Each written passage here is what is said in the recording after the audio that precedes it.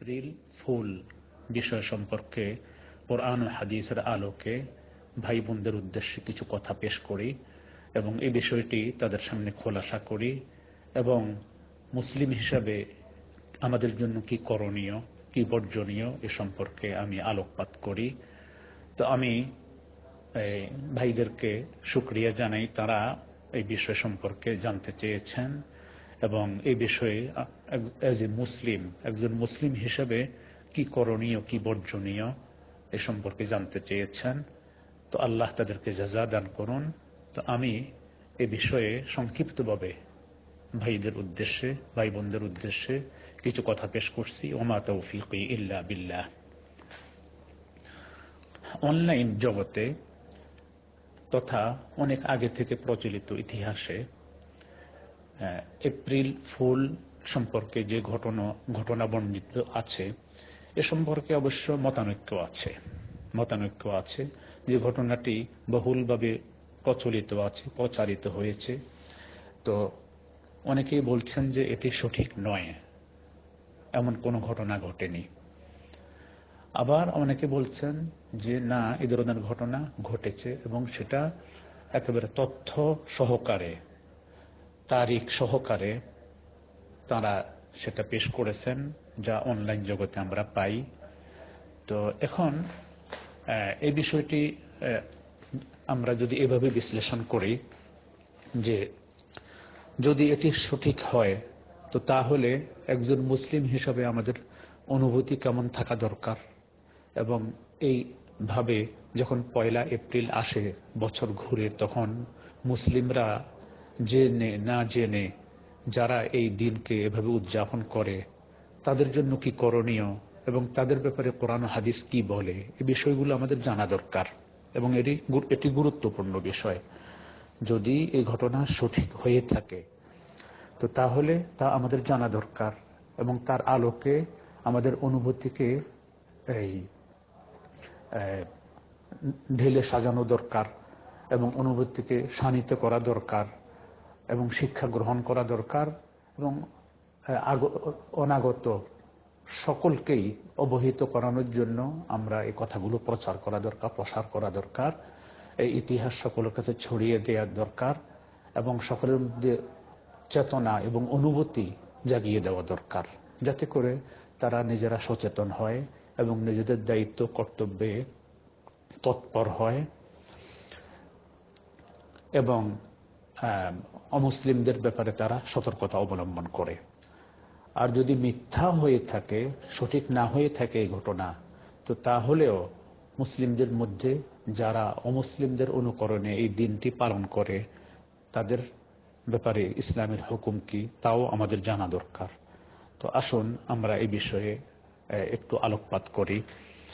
তো এই ইতিহাস অনলাইন জগতে আছে, অনলাইনে আছে, এটি আমরা অনলাইন থেকে আমরা জানতে পারি। তবে সংক্ষিপ্তভাবে আমি ভাই বোনদের উদ্দেশ্যে পেশ করছি যে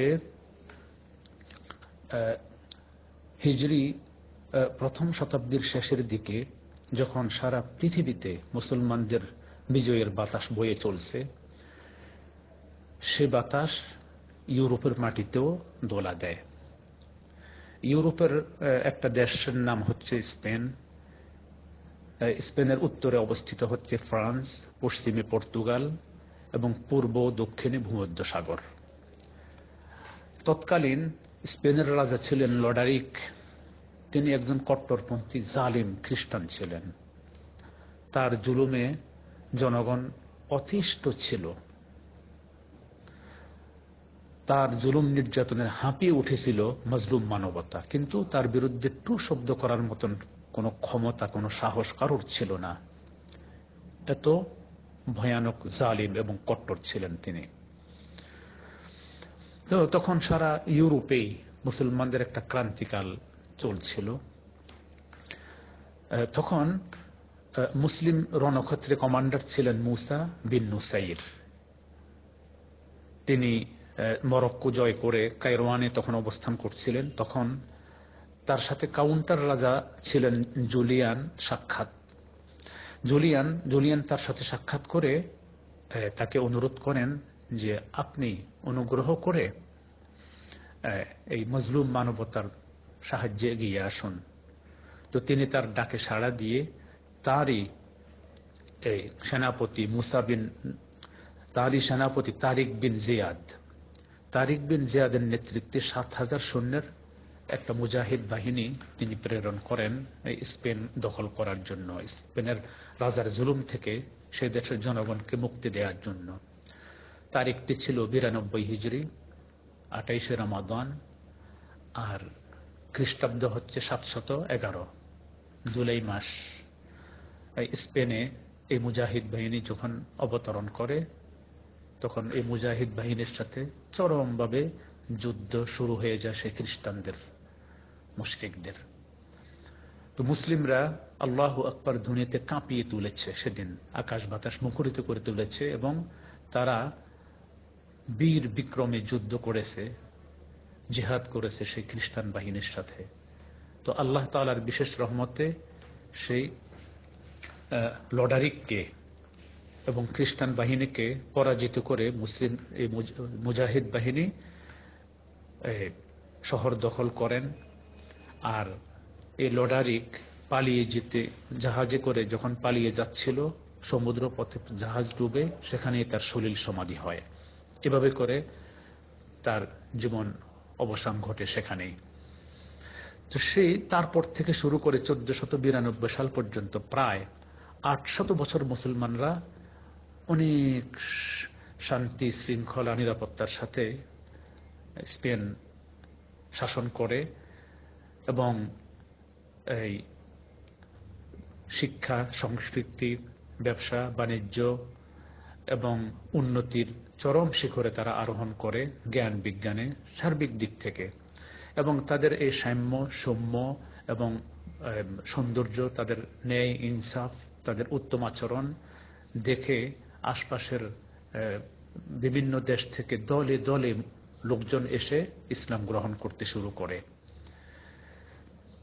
তো এই ছিল এই ইসলামী শাসনের সুফল, যার সৌন্দর্য প্রত্যক্ষ করে দলে দলে লোকজন ইসলাম গ্রহণ করেছে।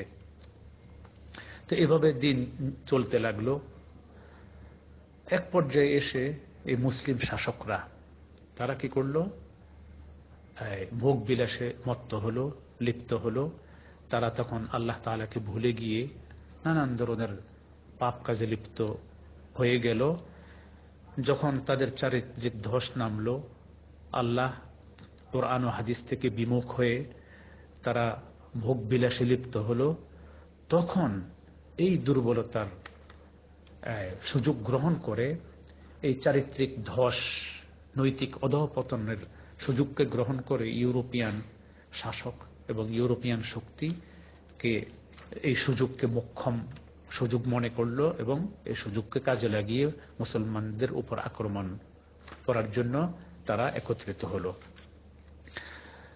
তো এভাবে করে এই চিন্তা নিয়ে পর্তুগিজের রানী ইসাবেলা, তার নাম ছিল ইসাবেলা, সে ছিল মুসলিমদের চরম বিদ্বেষী। আর তার মতো বিদ্বেষী ছিল তারই পার্শ্ববর্তী খ্রিস্টান সম্রাট ফার্ডিন্যান্ড। তো এই ইসাবেলা ফার্ডিন্যান্ডকে বিয়ে করে এবং উভয় মিলে এই স্পেনের মুসলমানদের উপর ঝাঁপিয়ে পড়ে, তাদের শস্যক্ষেত্র জ্বালিয়ে দেয়, তাদের যত শহরের সাইডের যত কিছু ছিল স্থাপনা সব ধ্বংস করে দেয়, এবং তাদের খাবারের গুদাম জ্বালিয়ে ভস্মীভূত করে দেয়। তারপর অভাবনটন শুরু হয়। তারপর মুসলমানরা যখন কোণঠাসা হয়ে যায়, তখন এই খ্রিস্টানরা তাদেরকে প্রস্তাব দেয় যে তোমরা যদি শহরের মূল ফটক খুলে দাও এবং নিরস্ত্র অবস্থায় তোমরা মসজিদে আশ্রয় গ্রহণ করো, তো তাহলে তোমাদেরকে যেখানে চাও সেখানে আমরা পাঠিয়ে দেব, তোমাদেরকে আমরা হত্যা করব না। মুসলমানরা বিশ্বাস করলো, বিশ্বাস করে তারা সকলেই মসজিদে আশ্রয় গ্রহণ করলো। আশ্রয় গ্রহণ করার পর এই খ্রিস্টানরা কি করলো, মসজিদের দরওয়াজা বন্ধ করে দিল তালা দিয়ে বাইর থেকে।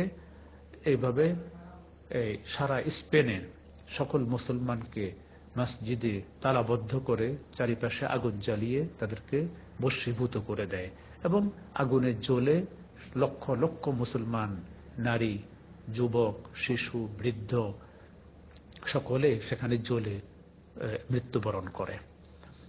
তো এই যে ঘটনা, যখন তারা জ্বলে বশীভূত হয়ে গেল, তখন খ্রিস্টান রাজা, রানী এবং খ্রিস্টান অন্যান্য শাসকরা আনন্দে হাসতে লাগলো এবং তারা বলল যে এপ্রিল ফুল, তার মানে এপ্রিলের 1 তারিখে এই ঘটনা ঘটেছে এবং ফুল বলতে বোকা বোঝানো হয়, তার মানে তারা কত বড় বোকা। তো সেই থেকে এই এপ্রিল মাসের 1 তারিখে এই দিন খ্রিস্টানরা পালন করে আসছে। তো এটি হলো সংক্ষিপ্ত ইতিহাস। তো যদি এই ঘটনা সঠিক হয়ে থাকে, তো তাহলে এই ঘটনা সকল মুসলিমের জানা উচিত, জেনে তাদের ঈমানকে মজবুত করে নিজেদের দায়িত্ব কর্তব্যে তৎপর হওয়া উচিত, যাতে ভবিষ্যতে কোনোদিন অমুসলিমরা তাদের উপর এ ধরনের জুলুম নির্যাতন করতে না পারে এবং তারা যেন আল্লাহর আনুগত্য দাসত্ব করে এবং আল্লাহর কাছে তারা যেন সাহায্য চায়। এটা তাদের জন্য কর্তব্য হবে। তো এখন আমার কথা হচ্ছে যে যদি সঠিক হয়, সঠিক জেনে যারা করবে তাদের পরিণতি কি হবে মুসলিমদের মধ্যে, আর যারা জানবে না, এই ইতিহাস না জেনেই অমুসলিমদের অনুকরণে এই দিনকে উদযাপন করবে এবং এই ধরনের মিথ্যা ধোঁকা দিয়ে প্রতারিত করবে অন্যান্য মুসলিমদের, অন্যান্য মানুষদের, তো তাদের পরিণতি কি হবে? তো যারা জানবে না এই ইতিহাস, না জানার কারণে তারা অবশ্যই গুনাহগার হবে, তাদেরকে শাস্তি ভোগ করতে হবে। কেন তারা নিজেদের ইতিহাস চর্চা করে না, স্টাডি করে না, অধ্যয়ন করে না? এই জন্য অবশ্যই তাদের গুনাহ হবে। এ কথা বলার কোনো সুযোগ নেই যে আমাদের জানা ছিল না। আর যারা জানে, জেনেও এই দিন পালন করে শুধুমাত্র আনন্দ উদযাপন করার উদ্দেশ্যে, তারাও আল্লাহর কাছে কঠিনভাবে পাকড়াও হয়ে যাবে। কেন তারা জেনে শুনে অমুসলিমদের অনুকরণ করে এবং ইসলাম এবং মুসলিমদের বিরুদ্ধে চালিত এই আনন্দ উৎসবে, অমুসলিমদের আনন্দ উৎসবের সাথে একাত্ম ঘোষণা করলো এবং সংহতি প্রকাশ করলো, আর তাদের সাথে সুর মিলিয়ে নিজেরাও সেই ধোঁকা এবং মিথ্যার আশ্রয় গ্রহণ করলো এবং আনন্দ করতে শুরু করলো কাফেরদের সাথে মিলে। তো এই জন্য তাদের ঈমানও বিধ্বংস হয়ে যাবে এবং তারাও কি হবে? তাদের মতনই হবে, তাদের পরিণতি তাদের মতনই হবে, কাফেরদের মতনই হবে, যেহেতু তারা কাফেরদের সাথে সংহতি প্রকাশ করেছে। যেহেতু কাফেররা মুসলমানদের বিরুদ্ধে এই দিনটি আনন্দের দিন হিসেবে উদযাপন করে, তো তাদের সাথে মুসলিম হয়ে কিভাবে মিথ্যা কথা বলবে এবং একইভাবে আনন্দ ফুর্তি করবে, মজাক করবে? এটা তাদের ঈমানের পরিপন্থী হবে। আর ঈমানের পরিপন্থী কোনো কাজ যদি মুসলিম করে, তো তাহলে তার ঈমান বিনষ্ট হয়ে যায়। প্রিয় ভাইরা, তো এই যে মিথ্যা, এই ঘটনার সত্য হোক আর অসত্য হোক, এই মিথ্যার আশ্রয় গ্রহণ করলে আল্লাহ জাল্লা জালালু তাকে অভিশপ্ত করেছেন, অভিশপ্ত করবেন এই মিথ্যার আশ্রয় গ্রহণ করার কারণে। কোন মুসলিমের জন্য এই ধরনের মিথ্যার আশ্রয় গ্রহণ করা জায়েজ নেই। এই মিথ্যার ব্যাপারে রাসূলুল্লাহ সাল্লাল্লাহু আলাইহি ওয়াসাল্লাম ইরশাদ করেছেন যে عن عبد الله بن عمرو بن العاص رضي الله عنهما أن النبي صلى الله عليه وسلم قال: 4 من كن فيه كان منافقا خالصا ومن كانت فيه خصلة منهن كانت فيه خصلة من نفاق حتى يدعها إذا اؤتمن خان وإذا حدث كذب وإذا عاهد غدر وإذا خاصم فجر। আব্দুল্লাহ ইবনে আমর ইবনে আল-আস রাদিয়াল্লাহু আনহুমা থেকে বর্ণিত, নবী আলাইহিস সালাতু ওয়াসসালাম ইরশাদ করেছেন, যার মধ্যে 4টি অভ্যাস থাকবে সে খালিস মুনাফিক হবে, খালিস মুনাফিক হবে। আর যার মধ্যে একটি অভ্যাস থাকবে এই চারটির মধ্যে তার মধ্যে মুনাফিকের একটি খাসলত থাকবে। যতক্ষণ পর্যন্ত সে সেটা বর্জন না করবে ততক্ষণ পর্যন্ত মুনাফিকদের কাতারে তাকে গণ্য করা হবে। সে চারটি খাসলত কি, অভ্যাস কি? যে চারটি হচ্ছে, যখন তার কাছে কোনো আমানত সংরক্ষণ করা হয় তখন খেয়ানত করে, যখন সে কথা বলে তখন মিথ্যা বলে, যখন সে কারোর সাথে চুক্তি করে ওয়াদা করে সেটার খেলাফ করে, এবং যখন সে কারোর সাথে ঝগড়ায় লিপ্ত হয় তখন জুলুম নির্যাতন করে এবং পাপে লিপ্ত হয়। এটি বর্ণিত হয়েছে বুখারীর 34 নম্বর হাদিস, আর মুসলিমের হাদিস সংখ্যা হচ্ছে 58। খুবই ভয়াবহ কথা প্রিয় ভাইরা। আল্লাহ জাল্লা জালালুহু ইরশাদ করেছেন যে ইন্নাল মুনাফিকিনা ফিদ দারকিল আসফালি মিনান নার, যে এই খাসলত অর্থাৎ মিথ্যা বলার কারণে আল্লাহ জাল্লা জালালুহু তাকে মুনাফিক হিসেবে ঘোষণা করেছেন। আর সে মুনাফিক হওয়ার কারণে আল্লাহ তাআলা ঘোষণা করেছেন যে মুনাফিকদের স্তর হচ্ছে জাহান্নামের সর্বশেষ স্তর। ভয়াবহ শাস্তি হবে, ওয়ালান তাজিদ লাহুম নাসিরা, তুমি অবশ্যই তাদের কোনো সাহায্যকারী পাবে না। এটা সূরা নিসার 145 নম্বর আয়াত। তো এই জন্য এই মিথ্যার আশ্রয় আমরা গ্রহণ করতে পারি না, কোনো মুসলিম গ্রহণ করতে পারে না। প্রিয় ভাইরা, আল্লাহ জাল্লা জালালুহু ইরশাদ করেছেন ইন্নাস সামআ ওয়াল বাসারা ওয়াল ফুআদা কুল্লু উলাইকা কানা আনহু মাসউলা, নিশ্চয়ই তার কান, তার চক্ষু এবং তার অন্তর সবকিছুর ব্যাপারে জিজ্ঞাসাবাদ করা হবে। সে কান দ্বারা কি শুনেছে, চক্ষু দ্বারা কি দেখেছে, অন্তর দ্বারা কি ভেবেছে, কি কল্পনা করেছে, সব তাকে জিজ্ঞাসা করা হবে কিয়ামতের দিন, তাকে ছাড়া হবে না। এটি সূরাতুল ইসরা বা বনী ইসরাঈলের 36 নম্বর আয়াত। এজন্য আমরা যা কিছু শুনবো যেন সঠিকটি শুনি, যা কিছু দেখব যেন যা আমাদের জন্য জায়েজ এবং হালাল তাই আমরা যেন দেখি চক্ষু দ্বারা, এবং হৃদয় দ্বারা তাই যেন অনুভব করি, কল্পনা করি যা আমার জন্য বৈধ এবং হালাল আল্লাহ জাল্লা জালালুহুর পক্ষ থেকে। এজন্য আমাদের মধ্যে এই চরিত্র হতে পারে না এজ এ মুসলিম, এটা অবশ্যই খুব বর্জনীয়। মিথ্যা সম্পর্কে আমি আরেকটি হাদিস বলি আপনাদের সামনে। عن ابن مسعود رضي الله عنه قال قال رسول الله صلى الله عليه وسلم إن الصدق يهدي إلى البر وإن البر يهدي إلى الجنة وإن الرجل لا يصدق حتى يكتب عند الله صديقا وإن الكذب يهدي إلى الفجور وإن الفجور يهدي إلى النار وإن الرجل لا يكذب حتى يكتب عند الله كذابا। আব্দুল্লাহ ইবনে মাসউদ রাদিয়াল্লাহু আনহু থেকে বর্ণিত রাসূলুল্লাহ সাল্লাল্লাহু আলাইহি ওয়াসাল্লাম ইরশাদ করেছেন যে নিশ্চয়ই সত্য মানুষকে নেকের দিকে পথ প্রদর্শন করে, অর্থাৎ যে সত্য বলে এই সত্য বলার কারণে আল্লাহ তাআলা তাকে নেক আমল করার তৌফিক দান করেন, আর নেক আমল তাকে কি করে জান্নাতের দিকে পথ প্রদর্শন করে, অর্থাৎ নেক আমলের পরিণতি হচ্ছে জান্নাত। কোন ব্যক্তি যদি সবসময় সত্যই বলতে থাকে তখন আল্লাহ তাআলার কাছে সে সিদ্দিক হিসাবে তার নাম লেখা হয়। আর সিদ্দিক মানে মহাসত্যবাদী, যার অর্থ যার নাম লেখা হয় আল্লাহ তাআলার দরবারে, আল্লাহ তাআলার কাছে সে অনেক অনেক প্রিয় হয়ে যায়। আর নিশ্চয়ই মিথ্যা পথ প্রদর্শন করে পাপের দিকে, আর পাপ পথ প্রদর্শন করে জাহান্নামের দিকে। যখন কোনো ব্যক্তি মিথ্যা বলতে থাকে তখন আল্লাহ তাআলার কাছে তার নাম কাযযাব হিসেবে লেখা হয়। কাযযাব মানে বড় মিথ্যাবাদী। তো এই জন্য আল্লাহ তাআলার কাছে যেন আমাদের নাম মিথ্যাবাদী হিসেবে লেখা না হয়, এই জন্য আমরা যেন সর্বদা সত্য কথা বলি। তো এই যে এপ্রিল ফুল এই দিবসে মুসলমানরা ইচ্ছে করে আনন্দ করার জন্য মিথ্যা কথা বলে আরেকজনকে প্রতারিত করে, তো এই জন্য তারা অবশ্যই আল্লাহ তাআলার কাছে মিথ্যাবাদী হিসেবে তার নাম লেখা হয়ে যাবে, এবং মিথ্যার যে কঠিন পরিণতি সেই পরিণতি তাকে ভোগ করতে হবে। এটি বর্ণিত হয়েছে বুখারীতে, হাদিস সংখ্যা হচ্ছে 6094, আর মুসলিমেও এই হাদিসটি বর্ণিত হয়েছে, তার সংখ্যা হচ্ছে 2606।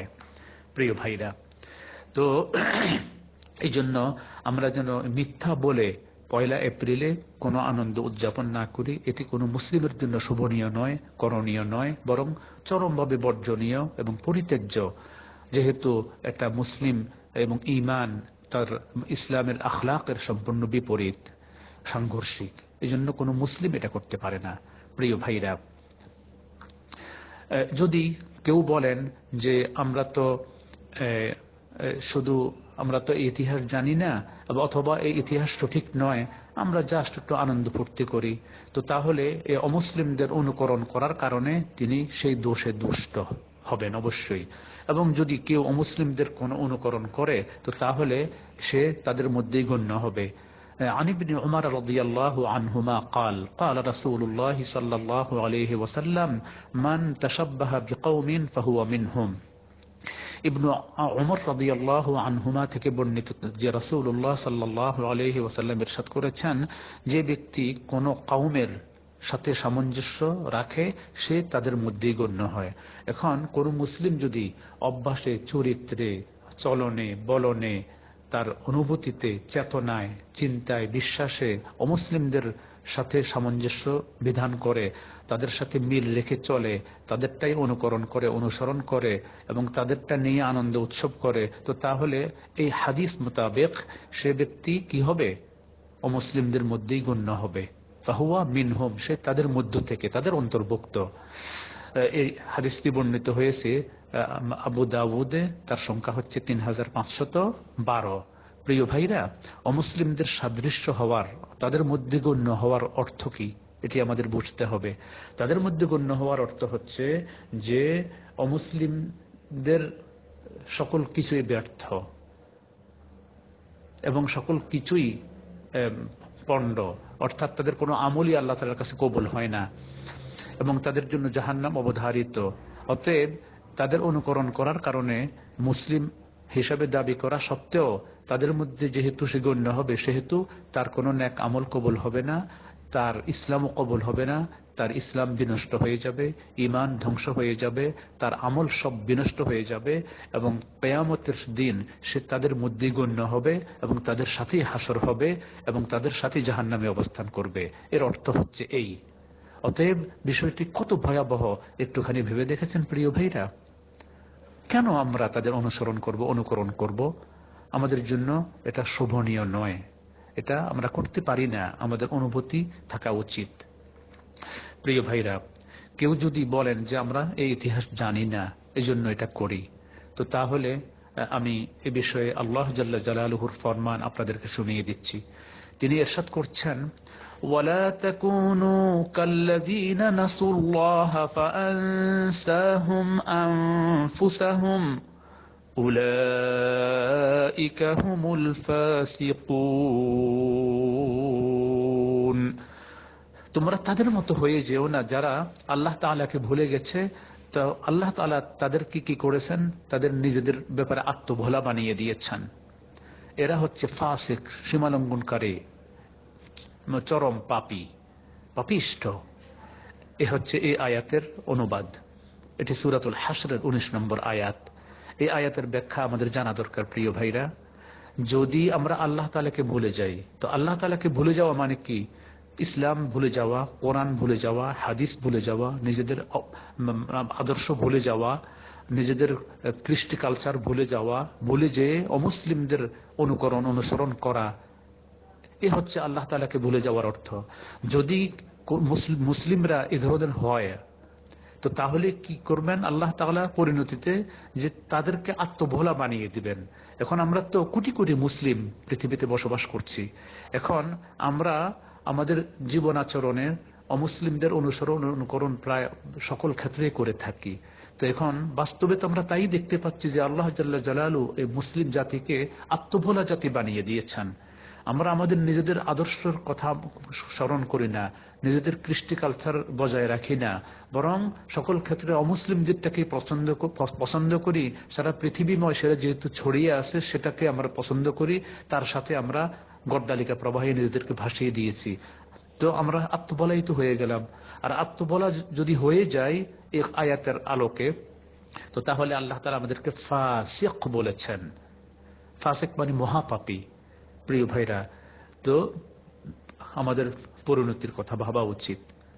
আমাদের অবস্থায় আয়াতের শিকার হয়ে গেছি, আয়াতে যে ব্যাপারে আমাদেরকে বলা হয়েছে এর শিকার হয়ে গেছি আমরা, নাউযু বিল্লাহি মিন যালিক। এখনো আসুন, সময় আছে, একটু এই চেতনা যেন আমাদের মধ্যে আমরা ফিরিয়ে আনি।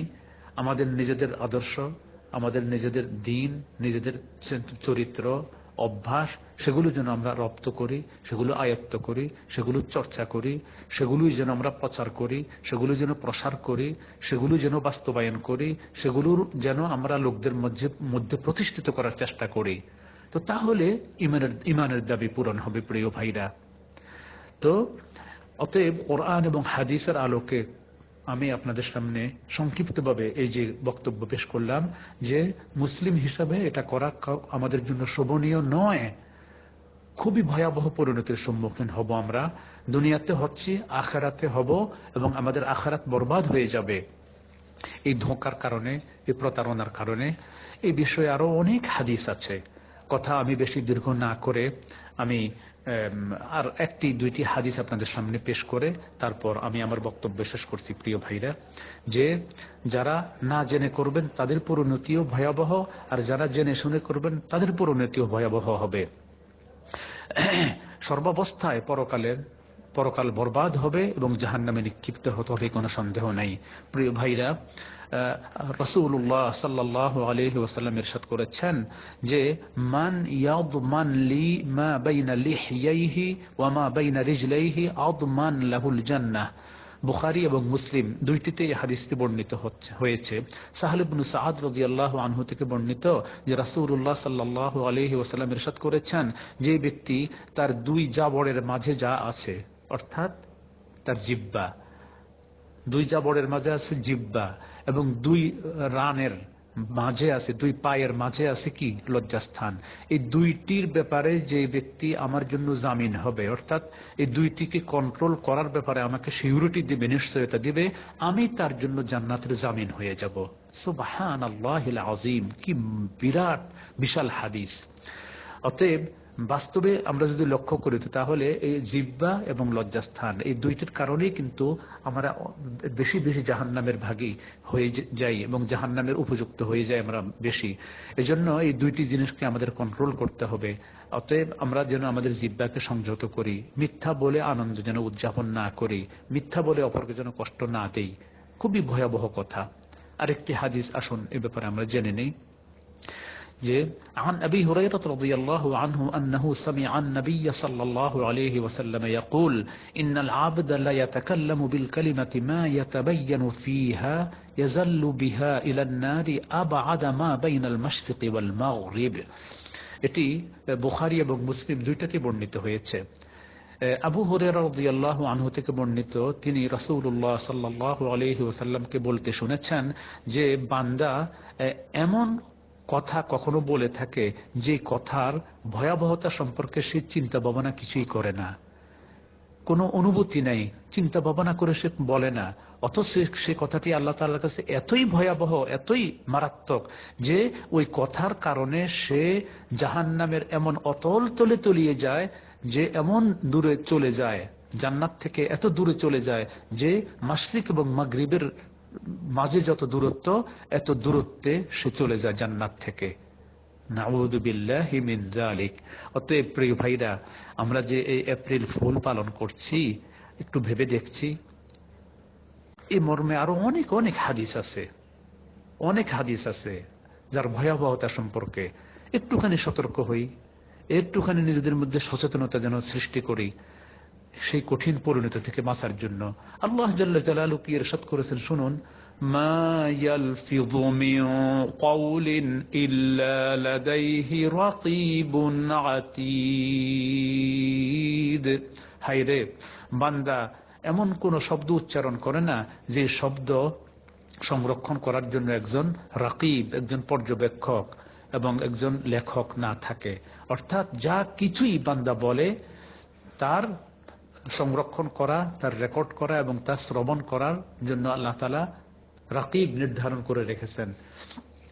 তো এই জন্য আমরা যেন চিন্তা ভাবনা করে কথা বলি, প্রতিটি কথা যেন সংযত হয়ে বলি, সঠিক যেন যা তাই যেন বলি। তো আসুন আমি আমার কথা এখানে শেষ করছি। প্রিয় ভাই ও বোনরা, আমরা যেন সতর্কতা অবলম্বন করি এবং এই এপ্রিল ফুল এগুলোকে যেন আমরা না বলি, এগুলো যেন বর্জন করি, বরং মানুষের মাঝে এবং মুসলমানদের মাঝে যেন সচেতনতা আমরা সৃষ্টি করতে পারি। এর ভয়াবহতা সম্পর্কে তাদেরকে আমরা ধারণা দেব, তারা যেন সতর্ক হয় এবং তারা যেন এটাকে না বলে, তারা যেন এটা উদযাপন না করে। তো আল্লাহ তাআলা এই ধরনের সকল ধরনের পাপ কাজ এবং অন্যায় গর্হিত সবকিছু থেকে নিজেদেরকে বিরত থেকে, পূত পবিত্র থেকে, নিজেদের আদর্শ, নিজেদের ঈমান আকীদা মোতাবেক জীবন যাপন করার তৌফিক দান করেন। আমিন। ওয়া আখিরু দাওয়ানা আনিল হামদুলিল্লাহি রাব্বিল আলামিন।